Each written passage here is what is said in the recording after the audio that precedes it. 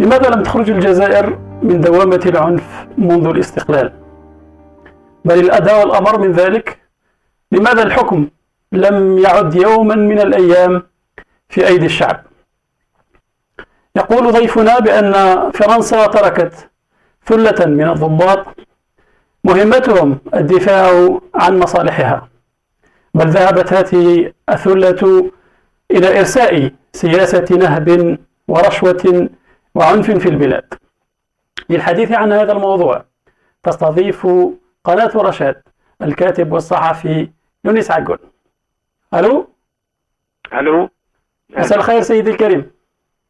مساء الخير. أهلا بك على قناة رشاد.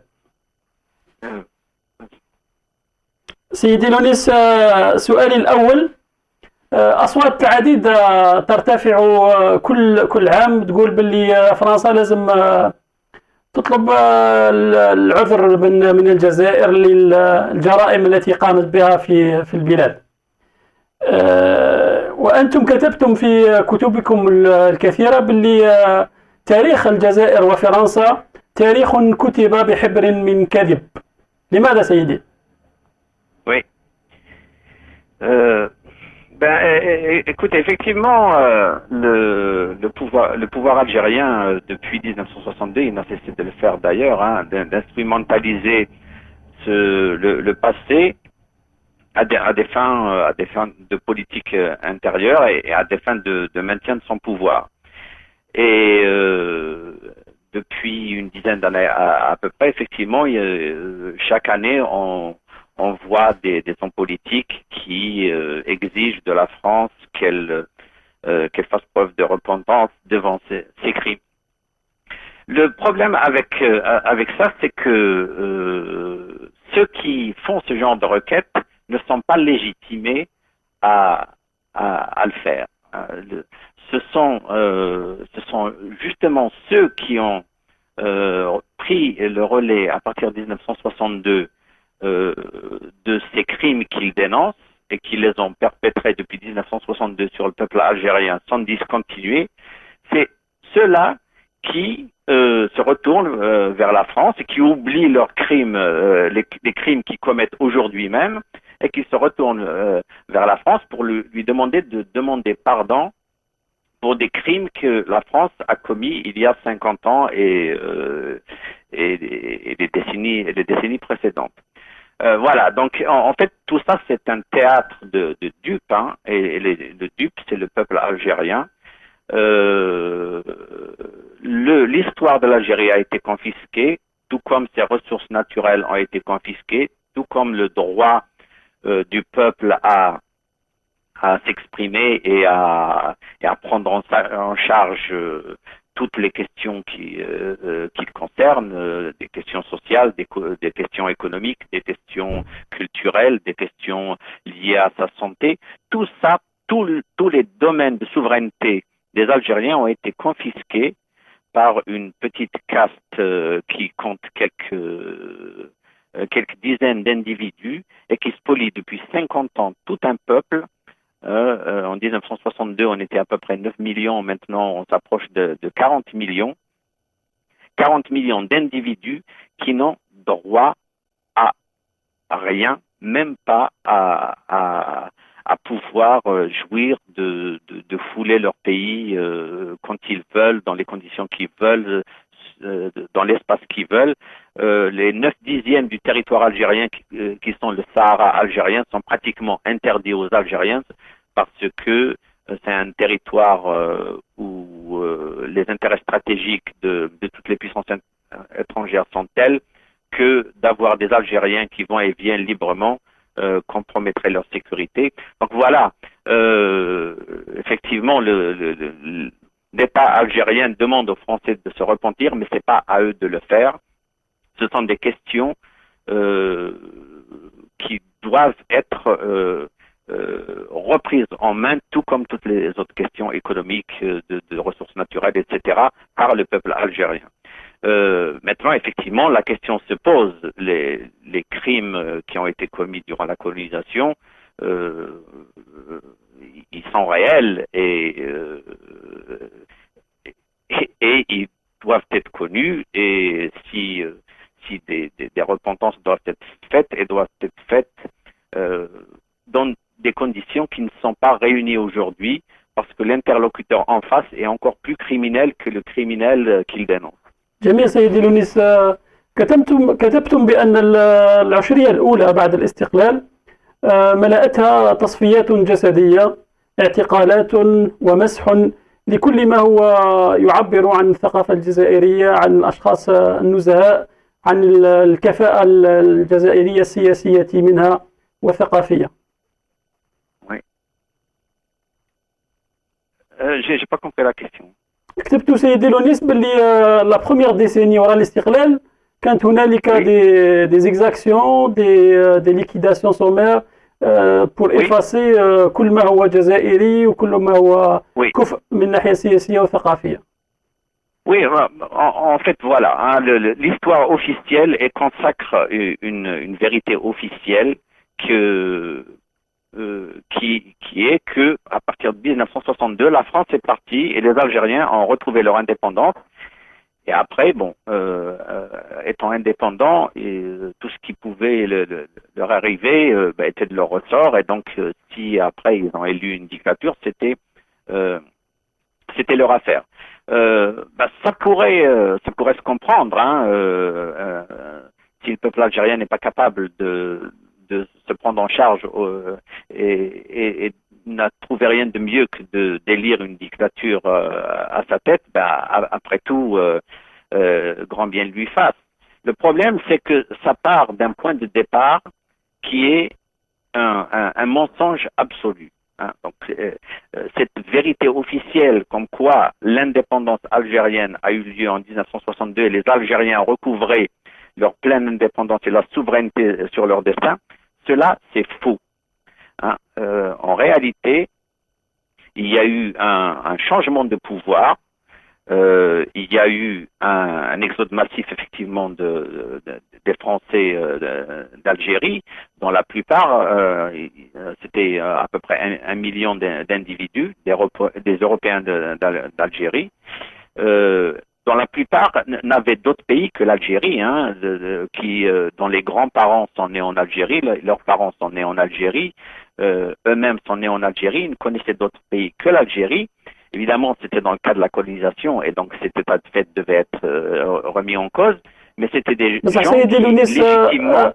ألا تظنون باللي هذا التفسير يقدر يجرح مشاعر بعض من الجزائريين؟ يقول لك باللي 1.5 مليون من الشهداء ضحوا على جلال البلاد، والاستقلال أمر واقع وثورة حدثت في البلاد، وحتى الناس اللي جابوا الاستقلال كانوا ثوار، يعني بن بلة كان من الثوار، بوتفليقة، بومدين، الذين تداولوا على سدة الحكم داروا ثورة. إذا الجزائري البسيط ما يقدرش يفهم التفسير سيدي لونيس.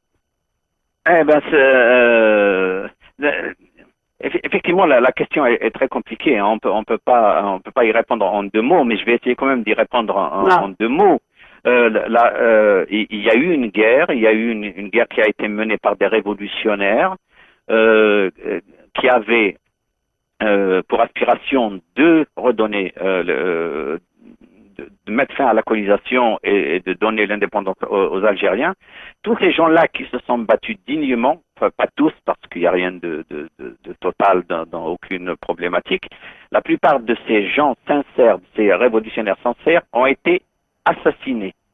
La plupart de ceux qui ont survécu à l'indépendance de 1962 hein, et qui ont pris le pouvoir par la suite, ce ne sont pas des révolutionnaires, ce sont des traîtres. Ce que vous appelez traîtres سيدي لونيس هم les DAF, الجنود الضباط الذين هربوا من الجيش الفرنسي. Il y a les DAF, les déserteurs d'armée française, qui étaient, c'était pas des gens qui avaient fait la révolution, c'était des gens c'était des militaires qui étaient dans les rangs de l'armée française et que De Gaulle, à l'époque, en fait, les autorités militaires ont opportunément fait déserter. Hein, il y a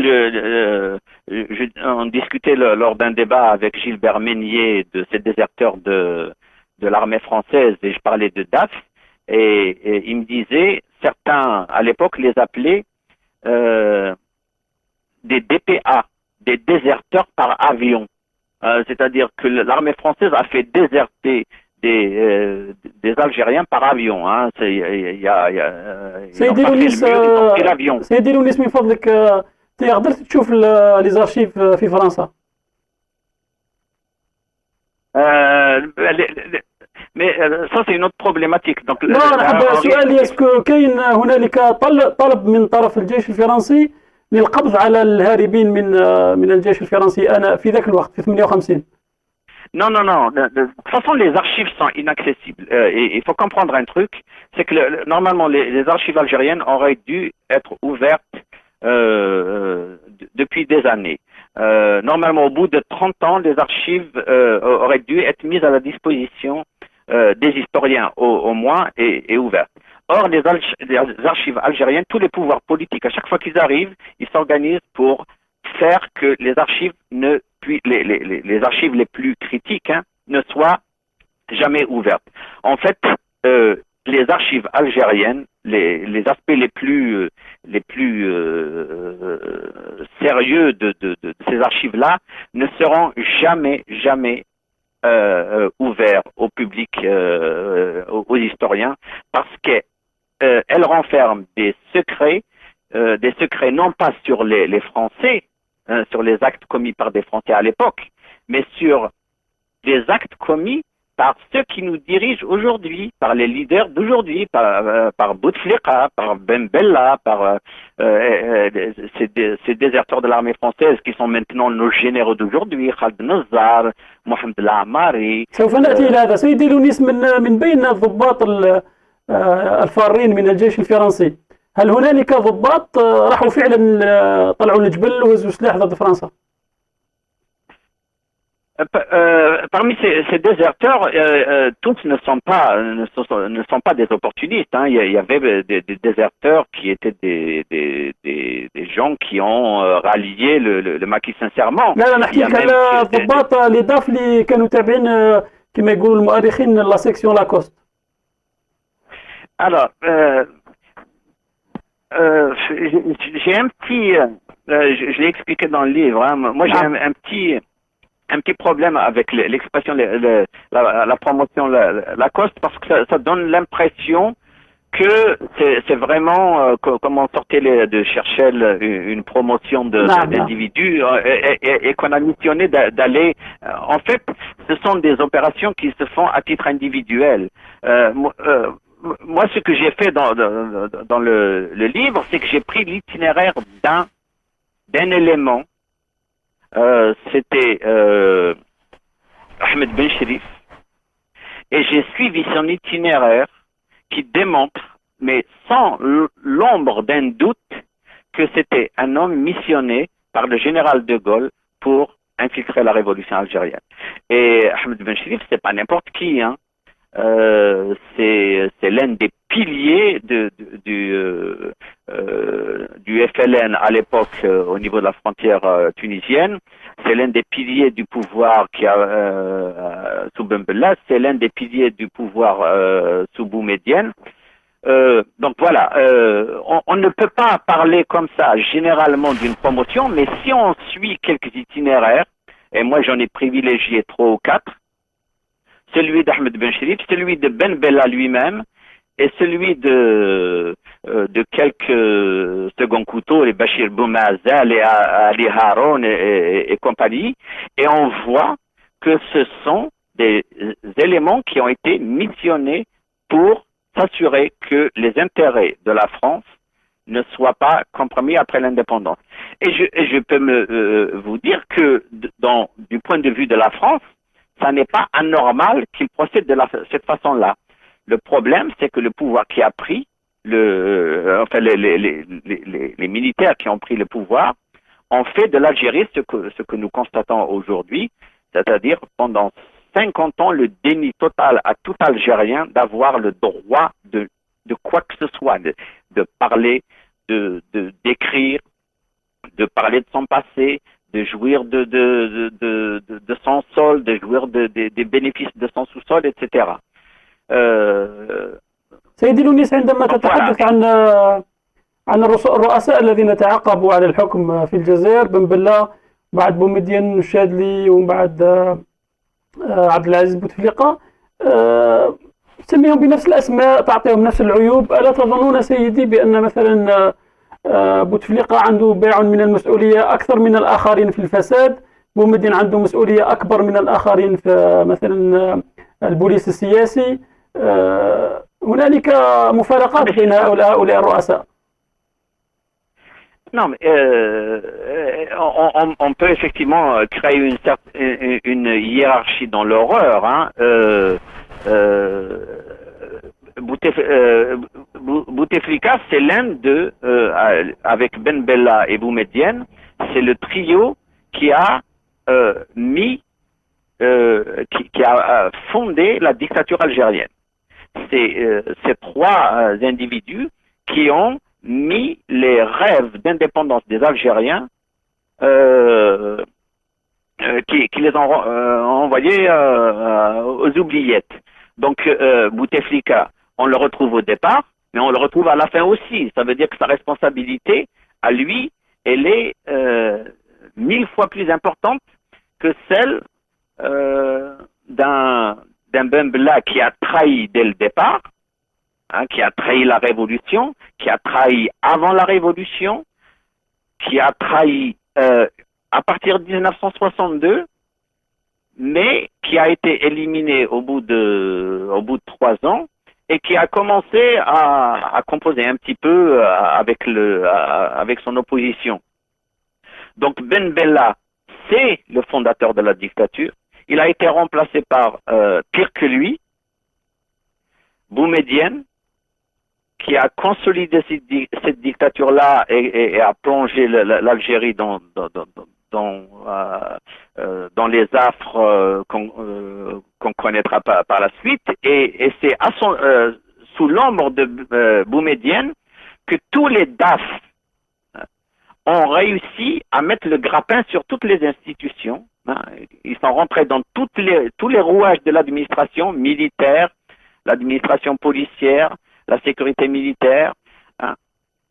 Et en 1978, Boumedienne lui-même est devenu gênant pour eux et à ce moment-là, il devenait important qu'il disparaisse. Donc il y a beaucoup de gens qui disent qu'il a été physiquement éliminé, empoisonné, et on connaît le pouvoir qui lui a succédé. Donc c'est-à-dire encore pire que Boumedienne. Boumedienne pire que Ben Bella. Silounis, le pouvoir qui lui prend, il est pire que Boumedienne, et par la suite, le pouvoir qui prendra la suite de Chadli, il sera encore pire que Chadli, etc. C'est-à-dire que c'est une descente aux enfers interminable depuis 1962. سيدي لونيس، السيد حسين مالطي أحد مدراء فرع الإنتاج في سوناتراك يكتب في كتابه الأخير القصة سرية للبترول الجزائري، قال باللي عندما استولى الشاذلي على الحكم، الجيش والمخابرات هي التي وضعته في سدة الحكم، لأنه كان هو البلو ماليابل، هو الرقيق في جماعة الضباط. وقال لك باللي نجاحه في الرئاسة هو نجاح ذهنية الخساسة والرداءة. قال باللي سي لا فيكتوار دو لا ميديوكريتي. Oui, effectivement, hein, le vrai pouvoir en Algérie, ça a été un pouvoir de l'ombre. Ben Bella, dans l'ombre de Ben Bella, il y avait Boumedienne, et dans l'ombre de Boumedienne, il y avait toute cette clique de déserteurs de l'armée française qui attendaient leur heure et qui l'auront par la suite. Et en 1978, je veux dire, c'est une trivialité de dire qu'un pouvoir de l'ombre, quand il désigne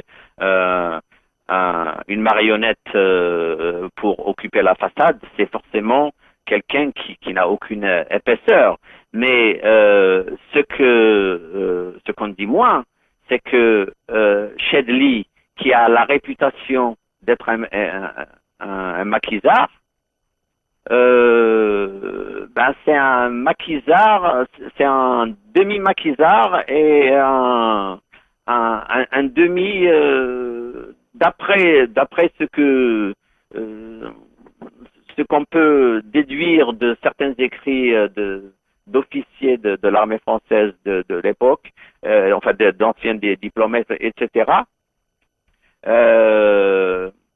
Notamment l'ancien ambassadeur de France à Alger, je me rappelle plus comment il s'appelle, il suggère que Chadli lui-même était dans les petits papiers de Gaulle, que c'était un demi-déserteur de l'armée française. لكن سيدي الناس رغم هذه الصورة الناس يقولوا باللي شادي بن جديد هو أب الإصلاحات السياسية في الجزائر.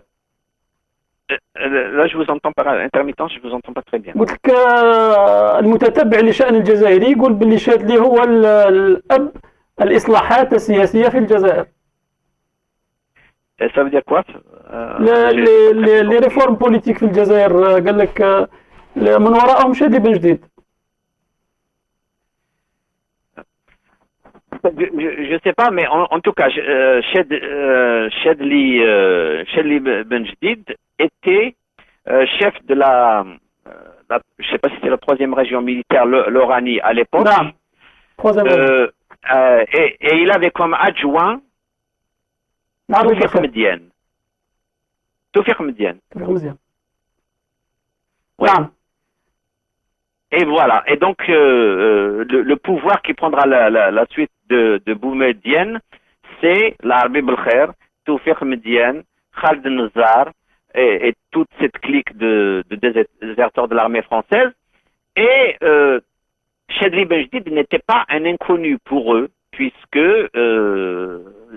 il était déjà le supérieur de Toufiq Medienne, qui est l'homme tout puissant de l'Algérie aujourd'hui et qui a grandi sous l'aile protectrice de l'Arbi Belkhair. بصح المؤرخون يقول لك باللي شادلي بن جديد ضابط غير كفء، يشتي الرياضة ويحب الحياة بصح دراسة الملفات مش من تكلفته، لذلك الرئيس الفعلي للجزائر كان العربي بالخير وليس شادلي بن جديد. La communication n'est pas très très bonne, donc je vous entends pas très bien. En plus, ma connaissance de l'arabe classique, elle est un peu limitée, donc j'ai pas tout à fait saisi ce que vous dites. قلت لك المؤرخون يديز كو شادلي بن جديد كان يحب لا بلونجي سومارين، يحب الرياضة، يحب السباحة، مي étudier les dossiers c'était pas son fort. قال لك الرئيس الفعلي كان العربي بن خير. Voilà, c'est un jouisseur, hein, c'est quelqu'un qui aimait la belle vie et le pouvoir, le vrai pouvoir, c'était l'Arbi Belkhair qui l'occupait et il s'est chargé d'éliminer à partir de 1980 déjà le conclave qui a permis de mettre Chadli au pouvoir. A permis d'éliminer ses plus grands opposants, hein, tous ceux qui devaient assurer normalement la relève de Boumedienne, à savoir Bouteflika lui-même, mais Qasdi Merbah, qui était le chef de la sécurité militaire, il avait la réputation d'être l'homme le plus puissant de l'Algérie à cette époque-là. Ben, il les a tous éliminés en 2 temps 3 mouvements. Hein. Et donc, sous l'ombre de Chadli, il a éliminé tous ceux qui lui faisaient de l'ombre, si bien que سيدي لونيس كيفاش تفسروا السهولة هذه؟ كيف أزيح رجل مثل قصدي مرباح هو كان الرقم الأول في المخابرات الجزائرية؟ Alors vraiment la communication est très Monsieur Lounis, comment vous expliquez la facilité avec laquelle l'Arbi Belkhair مثلا a pu enlever un nom qui m'a Qasdi Merbah alors qu'il était responsable de la sécurité militaire? Ouais. Ben, la facilité qu'a eu l'Arbi Belkhair pour éliminer Qasdi Merbah et Yahyaoui et Bouteflika à l'époque, elle est moins impressionnante que la facilité qu'a eu un élément aussi superficiel, aussi vide que Ben Bella pour prendre le pouvoir à une génération entière de gens qui se sont dévoués, qui ont fait une révolution qui a soulevé l'admiration du monde entier. Et cette facilité-là, c'est pas de la facilité, ça s'appelle de la préparation. Pendant que les gens faisaient la révolution, il y avait des gens qui complotent. Et Kashdi Merbah a été victime d'un travail de préparation. Et ce travail de préparation fait par l'Arbi Belkhair, je voudrais pas apparaître comme quelqu'un qui ramène tout à chaque fois à la France, mais l'école où il officiait, le NITA, où il était capitaine et directeur de l'NITA, hein, ses conseillers, c'était des militaires français. Et pendant les décennies 60 et décennies 70, il a fait des séjours fréquents en France. Et donc c'est une préparation qui mêlait le KGB, les services français et puis les appétits insatiables d'une bande de gens qui se sont avérés comme étant des criminels de grande ampleur depuis. Et la preuve en est que 20 ans après 1991, plus rien ne se dit sur tous les massacres qu'ils ont commis. Il y a eu 200 000 morts, il y a un pays qui est ruiné, il y a un peuple qui est démoli, qui est détruit, et ces gens-là apparaissent encore à l'échelle internationale comme étant les sauveurs de l'Algérie, les garants de la démocratie, etc. سيدي لونيس أنتم عندكم لهجة شديدة. Vous êtes très virulent à l'égard de la France en fait. كل المشاكل اللي صارت للجزائر من 62 دائما تمسحوا الموس في فرنسا. Je ne suis pas virulent à l'égard de la France. Et il faut savoir que moi, je vis en France et que la France m'a donné asile. Et la France m'a donné l'asile que mon pays, l'Algérie, ne m'a pas donné. La France m'a donné beaucoup plus que ce que l'Algérie, l'État algérien, m'a donné. Donc, je n'ai aucune animosité vis-à-vis de la France. C'est un pays que j'aime, c'est un pays où je vis. Donc, vous permettez que je finisse parce que sinon ça n'a aucun sens. Il ne faut pas confondre la France avec son État, avec l'État français. Aujourd'hui, le peuple français est en train de se soulever contre son État. Aujourd'hui, tous les peuples du monde sont en train de se soulever contre leurs États. C'est-à-dire que cette animosité que moi j'ai vis-à-vis de la France, vis-à-vis de l'État français sur les questions qu'il y a à l'Algérie, ce sont des récriminations que je documente. Hein. Moi, je ne dis rien gratuitement. J'explique de quelle façon la France a collaborer. L'État français, encore une fois, parce qu'il ne faut pas confondre avec le peuple français, tout comme l'État algérien n'est pas à confondre avec le peuple algérien. Hein. Il y a une collusion entre États qui n'a rien à voir avec les peuples, et ce sont des collusions criminelles, ce sont des collusions mafieuses, ce sont des corrupteurs et des corrompus, et à un point tel qu'on ne sait plus maintenant qui est corrompu et qui est corrupteur. Ce sont des terroristes et des gens qui ont soutenu le terrorisme, tout ce qui s'est passé, tout le terrorisme qui a eu lieu durant la décennie 90, les armes avec lesquelles l'Arbi Belkhair et Khaled Nazzar, etc., ont commis leurs abominables crimes, ben, la plupart ont été fournis par l'armée française. Non, mais ça, ce ne sont pas des choses qui sont cachées. Il suffit juste de lire ce qui s'écrit. Et moi, je n'invente rien. Moi, je n'ai accès à aucune archive. Tout ce que je fais, c'est mettre bout à bout des réalités qui sont documentées par des gens qui ont cette légitimité à parler. Donc, des historiens, des hommes politiques, des journalistes, des intellectuels, etc. نعم سيدي لونيس 5 أكتوبر 1988 تاريخ مهم جدا بالنسبة لكم. لماذا؟ Exactement. Alors, Pourquoi c'est si en important pour vous? 1980, en 1988, je vais pas aller dans le détail نعم. parce que ça prendrait trop de temps, mais euh, ce, l'Arbi Belkhair donc et ses acolytes, euh, il leur restait un obstacle. Ils ont éliminé tous les obstacles qu'ils avaient devant eux. Il leur restait un, c'était le pouvoir du FLN. C'était un FLN gangréné par c'était des gens infréquentables, mais en tout cas, il leur restait encore un petit peu de dignité qui faisait ils étaient attachés un petit peu à cette terre algérienne.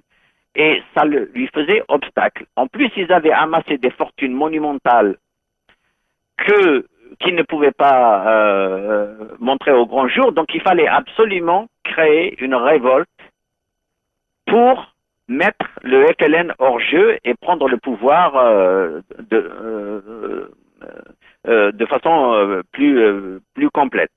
إذا سيدي لونيس تدافعون عن الأطروحة التي تقول لا تيز اللي تقول باللي le 5 أكتوبر 88 المخابرات الجزائرية هي التي خلقتها. Voilà, c'est l'Arbi Belkhair, c'est les DAF, l'Arbi Belkhair, Khaled Benazar et compagnie, qui ont suscité, ça veut dire que en fait la révolution, la révolte, elle était dans l'air. La révolte est dans l'air depuis 1962 chez les Algériens.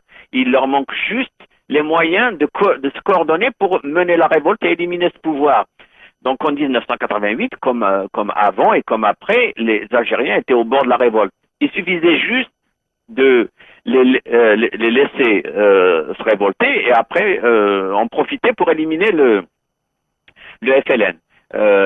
C'est Mohamed Cherif Msaadia, l'innommable Mohamed Cherif Msaadia, qui était chef du FLN à l'époque.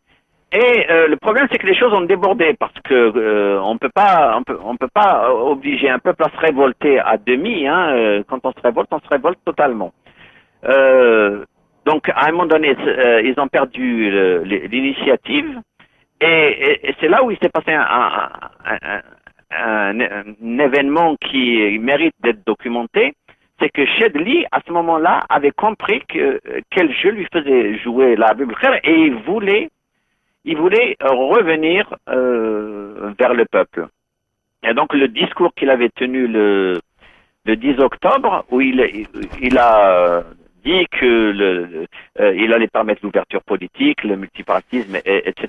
C'était pas prévu dans le scénario initial. Ça veut dire que les choses ont dérapé du point de vue des DAF et les choses ne se déroulaient pas comme il l'avait prévu. Ça veut dire qu'un processus réellement démocratique avait commencé. Et à partir de ce moment-là, jusqu'à la fin de ce processus-là, c'est-à-dire en décembre 1991, les DAF ont tout fait pour reprendre l'initiative. Et donc, c'est une suite de manipulations de bout en bout. À chaque fois que les Algériens, à l'été 1991, ils étaient sur le point d'élire à l'Assemblée nationale une coalition, en tout cas une Assemblée nationale représentative de la population algérienne, à peu près une trentaine de pourcents pour le FIS, à peu près une trentaine de pourcents pour le FFS, à peu près une trentaine de pourcents pour le FLN, qui était un FLN rénové par Mehri, où il avait éliminé tous les anciens, tous les escrocs, il avait rajeuni un petit peu Et à ce moment-là, l'Algérie allait s'engager dans la démocratie. Et c'est là que Khaled Benazar a envoyé ses troupes sur ceux qui occupaient la place d'Alger, qui étaient les Hijra ou Tekfir, qui étaient pour la plupart des rescapés d'Afghanistan, totalement infiltrés par les services de sécurité algériens. La plupart étaient des agents des services de la sécurité militaire. Et donc, en fait, ils ont simulé une révolte et Khaled Benazar a envoyé ses troupes pour la mater et il a mis fin au processus électoral. processus démocratique. Il met fin au processus démocratique le 3 et Chedri démissionne et quelques jours après il dit bon maintenant on va relancer un autre processus démocratique avec des élections honnêtes, etc. Donc ils ont trouvé une autre marionnette, c'était comment il s'appelle l'ancien ministre de l'énergie, non pas Ahmed Ghazali. Ghazali, voilà. Ils ont mis Ghazali qui a joué le jeu et à partir de là, l'Arabie Belkhair, il est sorti de l'ombre pendant 3 mois. Il est devenu ministre de l'Intérieur. C'est la seule période durant toute son histoire où il a occupé des fonctions qui ne soient pas juste chef de bureau de rien du tout. Hein. En fait, il avait tout le pouvoir, mais il n'avait aucune fonction officielle. Là, il était ministre de l'Intérieur, en charge d'organiser les élections législatives de décembre. Et pendant 6 mois, il a laminé toute l'opposition algérienne qui n'était pas islamiste. Il a mis en prison Ali ibn Hajj et ils ont mis en prison Ali ibn Hajj et Abbasi Madani et comment il s'appelle Hachani. Le chef du fils Hachani qui a pris le relais. Hachani, voilà. Hachani a restructuré. Il a eu toutes les facilités du monde pour restructurer le fils. Et en fait, à partir de novembre 1991, il ne restait plus que la seule force politique qui existait, c'était le fils. En fait, tout avait été fait pour que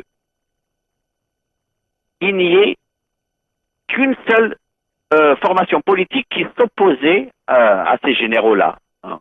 Et donc, ils avaient organisé en gros une victoire du fils qui était inéluctable. Et effectivement, dans les bureaux de vote, les gens votaient fils parce que c'était la seule organisation qu'ils rencontraient devant eux qui pouvait éliminer ce pouvoir militaire.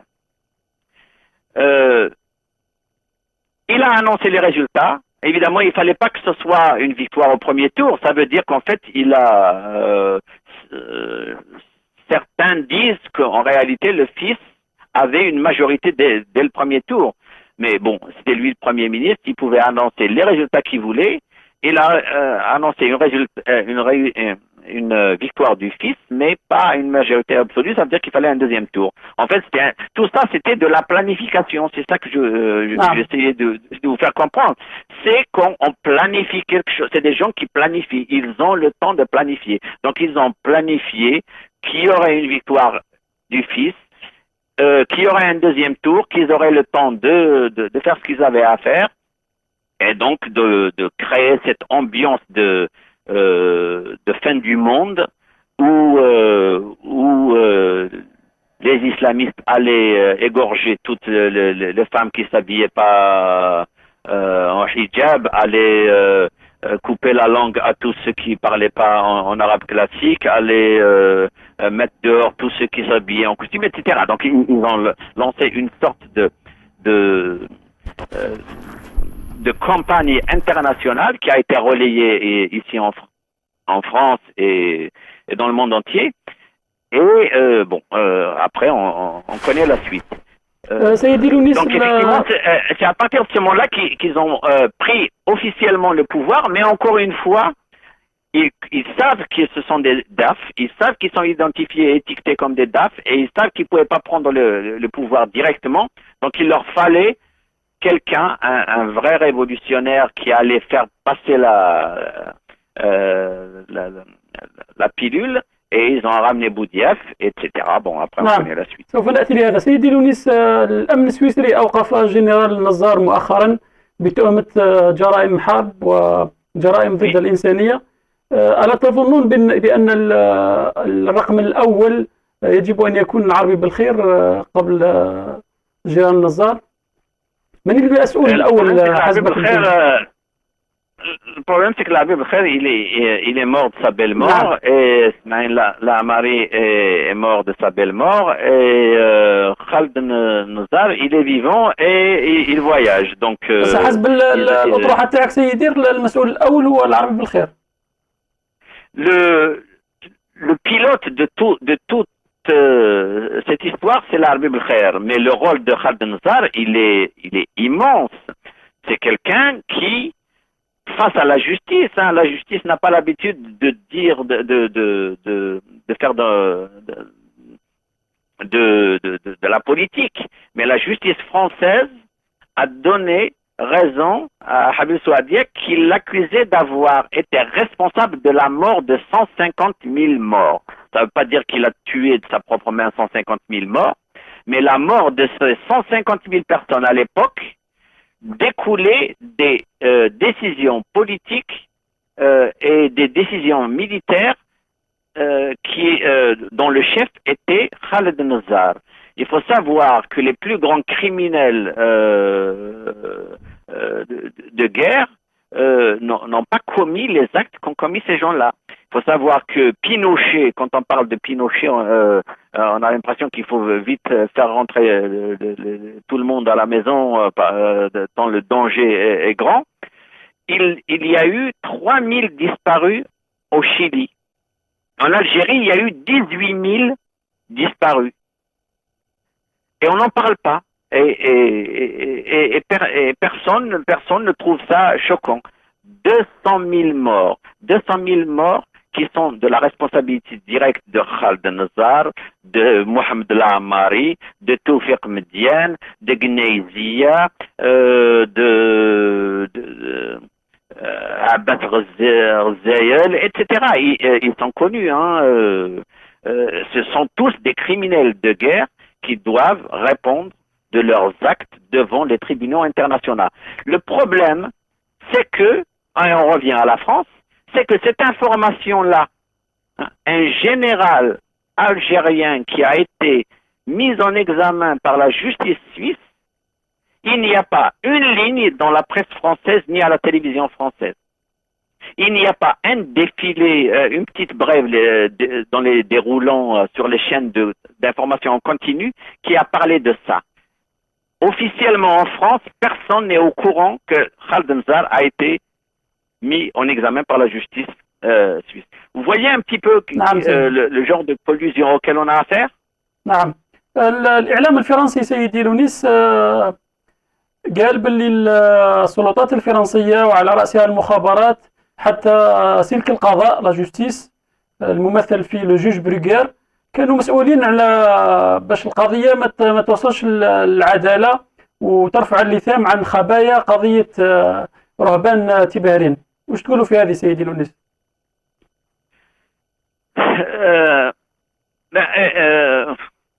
Moi, j'ai écrit sur Jean-Louis Bruguière à l'époque où il était encore en fonction et où il était considéré comme, il était reçu sur tous les plateaux de télévision de France comme étant celui qui protégeait la France du terrorisme international.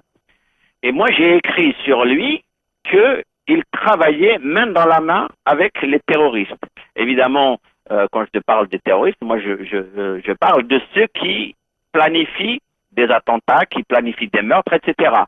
Et alors que bon, là, dans le discours ambiant, quand on parle de terroristes, ça veut dire islamiste. Je veux dire, il y a un glissement sémantique qui n'a même pas besoin d'être fait. Vous parlez de terroristes, c'est automatiquement dans le discours ambiant islamiste.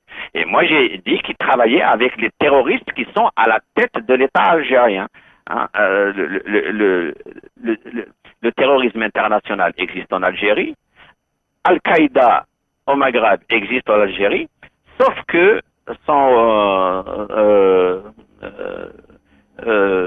ça officie au sein des services algériens et à la plus haute dans les plus hautes sphères de l'État algérien, à la tête de l'État algérien.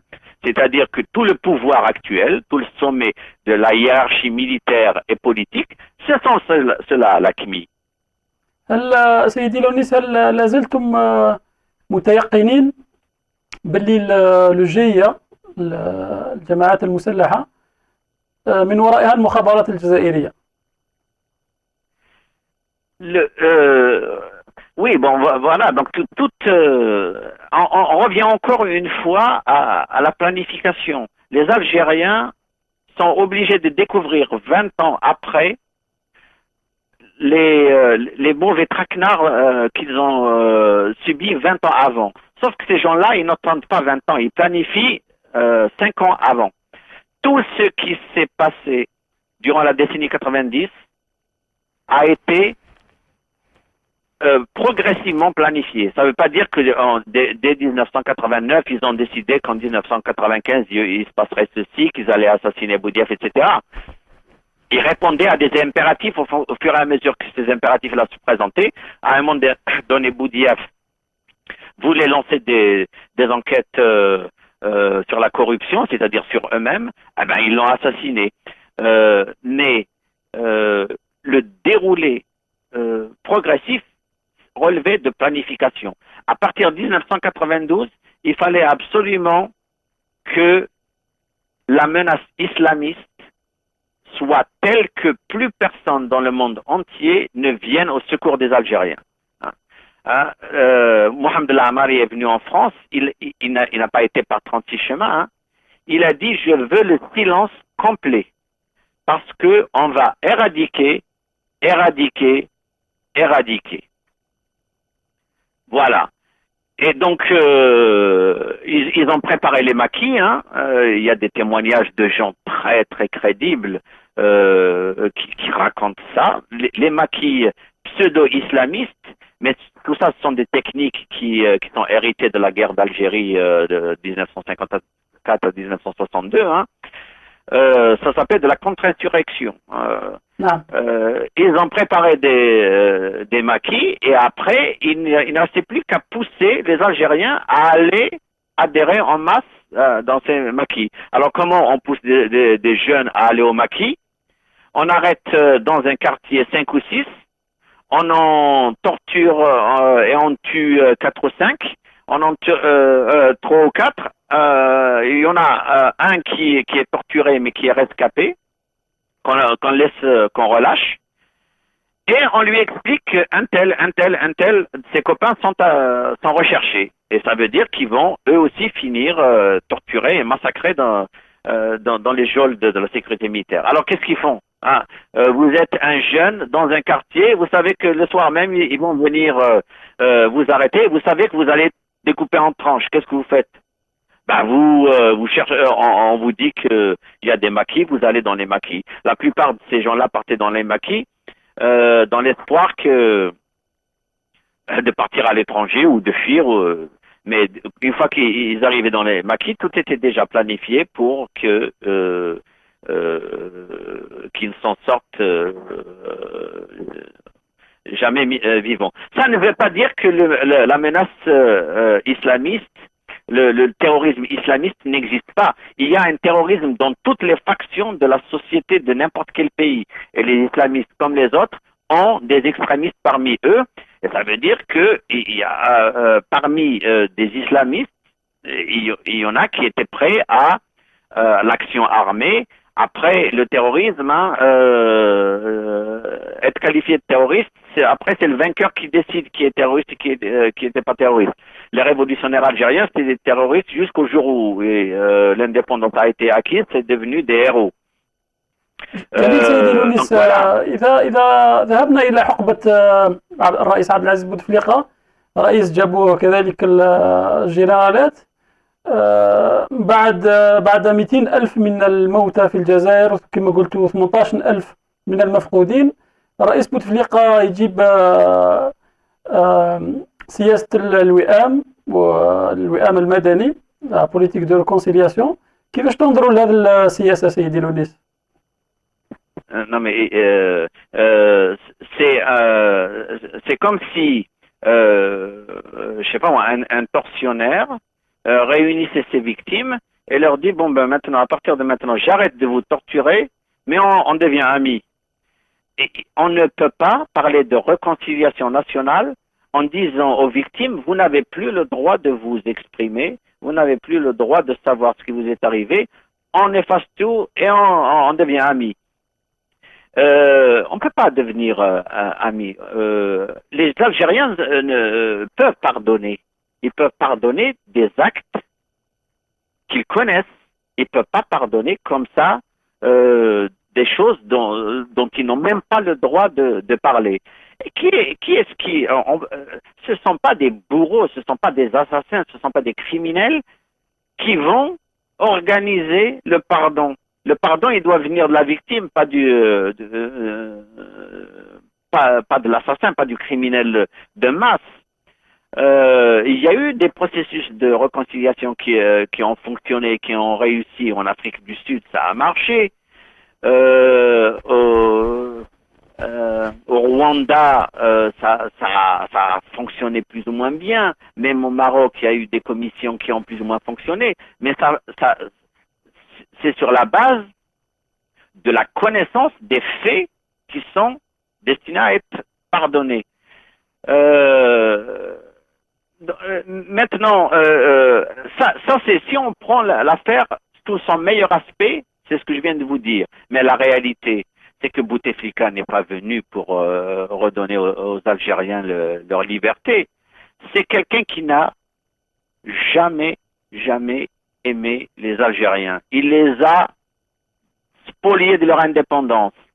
Il les a martyrisés pendant 20 ans sous Boumedienne. Pendant 20 ans, il est parti dans les pays du Golfe et où il a couvé une haine vis-à-vis des Algériens et de l'Algérie. Il est venu pour achever de détruire l'Algérie. Et la preuve, c'est qu'il l'a fait. Alors, il n'y a qu'à voir l'équipe dont il s'est entouré pour comprendre quelles étaient les motivations de Bouteflika. Son ministre de l'énergie et des mines, moi je l'ai écrit noir sur blanc dans le livre, il a tout d'un agent des services américains, de la CIA. Hein, il a été envoyé pour mettre le pétrole algérien entre les mains des multinationales américaines. Et il a réussi. Il a réussi au-delà de ce que les Américains pouvaient espérer, parce qu'à un moment donné, il leur a même fait signer une loi où les Algériens n'avaient le droit qu'à un maximum de 30%, un maximum parce que ça pouvait passer à zéro. Ça veut dire que si une compagnie, si une major américaine, Exxon, Mobil, Anadarko, Texaco, Shell, etc., trouver un gisement, ils avaient 70%. Ça ne s'est vu nulle part au monde. Même l'Arabie Saoudite, qui a toujours été considérée comme étant les petits caniches des Américains, n'ont jamais accepté de céder plus de 49. Chekib Khalil a fait voter une loi qui leur donne 70%. Et pas seulement 70%. Les 30%, l'Algérie avait le droit de les revendiquer pendant 2 mois. Si au bout de 2 mois, ils ne réunissaient pas administrativement et financièrement les moyens d'acquérir ces 30%, les 30% repassaient sous le giron de la société étrangère. Ça veut dire que la société américaine ou française, ou italienne, ou espagnole, ou hollandaise, ou anglaise, ou chinoise, ou japonaise. En tout cas, le pétrole algérien est devenu la propriété du monde entier, sauf du peuple algérien.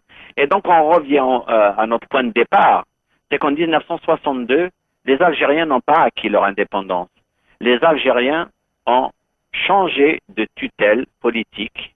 Leur réalité n'a pas changé. En 1962, il y avait 4 composantes de la société algérienne qu'on définira par la suite. Hein. Il y avait ce qu'on appelle les musulmans d'Algérie, donc les Algériens actuels. Il y avait les Européens d'Algérie. Il y avait les Harkis. Et il y avait les militaires, hein, les appelés de la guerre d'Algérie. Hein. Aucune de ces composantes n'a gagné quoi que ce soit de l'indépendance. Les Européens ont été chassés. Hein, ça a été une épuration ethnique. On a mis dans le bateau 1 million d'individus. On leur a dit, soit vous prenez votre valise, soit on vous tue. Et un certain nombre, beaucoup ont été tués sans sommation. On a chassé les harkis et les chiffres vont de 50 000 à 150 000. Parmi eux ont été massacrés. Les appelés de la guerre d'Algérie, c'était des gens qui venaient faire la guerre en Algérie, non pas parce qu'ils voulaient faire la guerre aux Algériens, mais parce que leur pouvoir les obligeait à le faire. Certains ont déserté, certains ont refusé d'y aller, ont fait de la prison. On les mettait de force dans des wagons, poussés à la baïonnette pour qu'ils montent sur des wagons pour qu'ils viennent faire la guerre en Algérie. Ils arrivaient en Algérie, ils ont fait la guerre quand on fait la guerre, c'est généralement pas très beau comme résultat. Et ils sont repartis en Algérie. On les a considérés comme, on les a traités de monstres parce que ils ont fait la guerre en Algérie, une guerre sale en Algérie. Et les Algériens qui auraient dû profiter de tout ça, eh ben, ils sont tombés sous une dictature encore plus affreuse que la colonisation qu'il y avait avant. Je ne sais pas si vous vous souvenez des inondations de Bab el-Oued. نعم سيدي. Je suis parti faire un reportage à Bab el-Oued, Diyar el-Kef.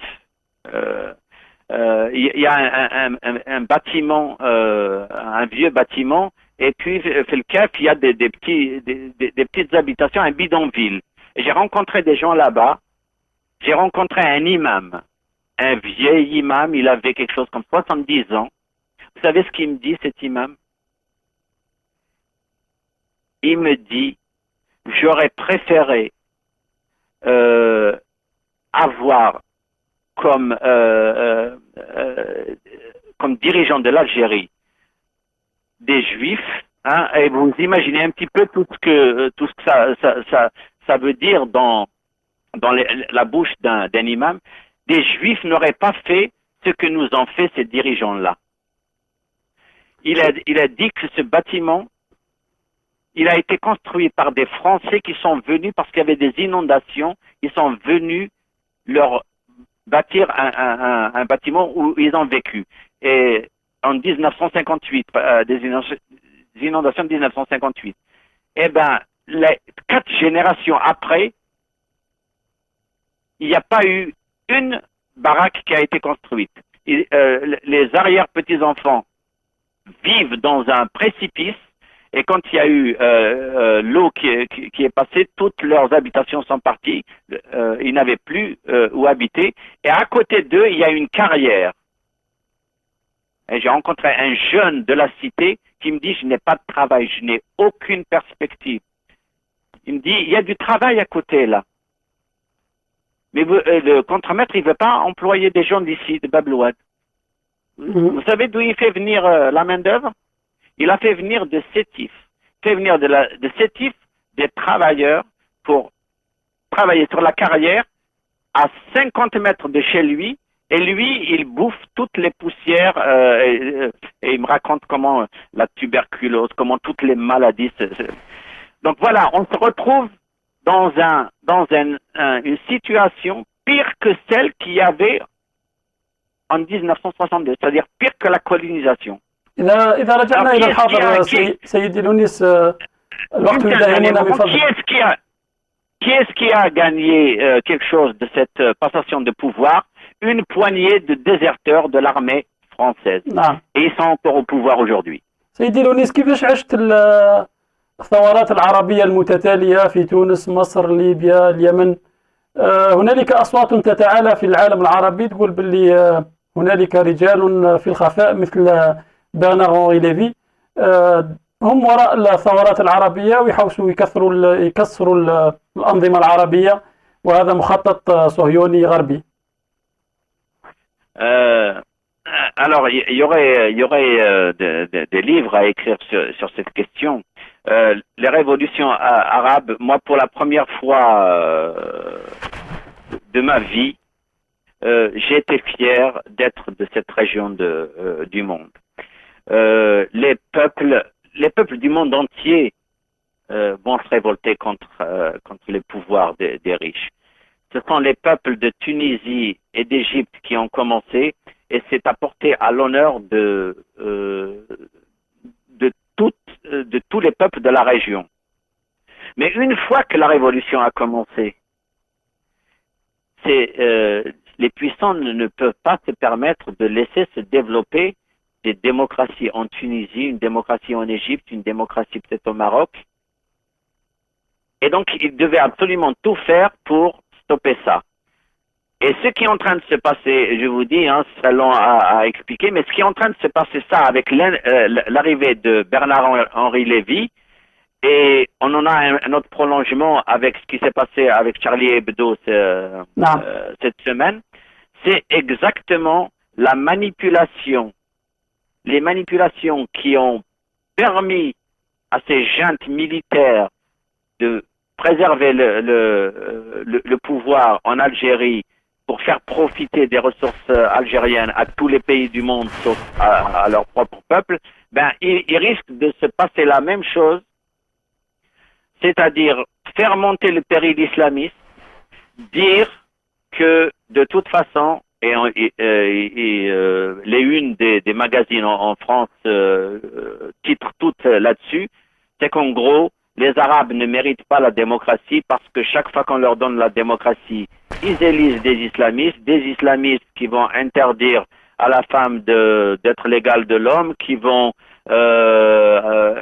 avoir la charia comme constitution, qui vont rétablir la polygamie, faire retourner en gros ces États-là dans les ténèbres du Moyen-Âge, et que donc il faut absolument empêcher ces peuples d'accéder à la démocratie. Et BHL, quand il est intervenu en Libye, pour faire partir Kadhafi, ils avaient fait ce que je vous disais encore tout à l'heure, de la planification. Celui qui devait assurer la relève de Kadhafi, il était déjà sur place, et c'est quelqu'un qui va instaurer une dictature militaro-religieuse pour renvoyer le peuple libyen dans la même dictature que celle à laquelle il croyait avoir échappé en éliminant Kadhafi. Et c'est un message pour tous les pays du monde pour faire que l'Algérie reste dans la situation actuelle. Et à chaque fois que vous entendez un débat en France, vous entendez des Alexandre Adler et compagnie dire les généraux algériens ont éliminé la menace islamiste, il faut absolument que ça reste comme ça. Et donc qu'il faut préserver le pouvoir des généraux. et donc, oui. سؤالي الأخير من فضلكم، كيفاش تشوفوا ما بعد بوتفليقة في الجزائر؟ L'après Bouteflika. Où les Algériens sont capables, évidemment, malheureusement, ça ne peut pas se faire en Algérie parce que la répression est telle qu'il est impossible à qui que ce soit de se réunir sans que les services leur tombent dessus. Si les Algériens ne sont pas capables d'organiser une sorte de forum international pour se mettre d'accord sur le projet de société qu'ils veulent pour le futur, se mettre d'accord sur un certain nombre d'idéaux irrévocables, la démocratie, les droits de l'homme, la démocratie sur les droits de l'homme, sur l'alternance politique, etc. S'ils ne sont pas capables de montrer qu'un projet de société viable est possible, eh ben, ceux qui succéderont à Bouteflika vont être pires encore que Bouteflika. Et malheureusement, ce qui se dessine, c'est que ceux qu'on appelle les opposants au pouvoir, ben moi, quand je les entends parler, quand je les vois, ils me font plus peur encore que Bouteflika. Donc, aux Algériens de trouver les moyens de s'organiser, pas en parti politique, mais comme je sais pas moi, un truc informel pour mettre au point un projet de société avec des gens crédibles pour dire voilà ce que le peuple algérien veut. Et à ce moment-là, on peut imaginer une sortie qui serait souhaitable, ou alors ce sont les forces de l'ombre qui vont continuer à prendre le dessus. Et malheureusement, l'Algérie a atteint un tel état de décomposition que ce sera définitif pour ce peuple. سيدي لونيس، شكرا جزيلا لمشاركتك معنا هذه السهرة. رفعتم اللثام عن أمور مهمة في تاريخ الجزائر. بارك الله فيكم وفرصة مقبلة إن شاء الله. ميرسي à vous. مع السلامة سيدي. بقى على خير. مع السلامة، بقى على خير. إخواني المشاهدين، نشكركم لحسن اللقاء والمتابعة. نضرب لكم موعدا الأسبوع القادم في حصة من حصص من الأمس إلى الغد. إلى ذلكم الحين نترككم في أمان الله ونقول لكم عيدكم مبروك، كل عام وانتم بخير إن شاء الله. السلام عليكم.